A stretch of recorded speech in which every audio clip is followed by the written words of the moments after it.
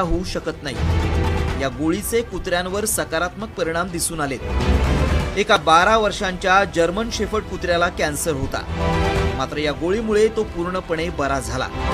तर बॅन्सन नावाच्या कुत्र्याची चालण्या फिरण्याची क्षमता संपली होती, मात्र या गोळीमुळे तो आता पूर्वीसारखा चालू फिरू लागलाय। व्हायरल मेसेजमध्ये या गोळीबद्दल अनेक सकारात्मक दावे करण्यात आले।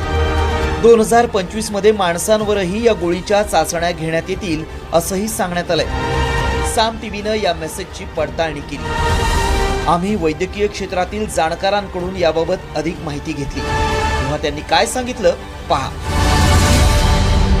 2 कुत्र्यांमध्ये ही गोष्ट दिसलेली आहे की काही प्रमाणामध्ये आपल्याला दिसतोय की इफेक्ट आलेला आहे, परंतु आपल्याला हे समजून घेणं इंटरेस्टिंग आहे की हे इफेक्ट किती काळ टिकतात। हे इफेक्ट टिकण्यासाठी आणखीन काही पद्धतीचे वेगळ्या गोष्टी करायला लागतात।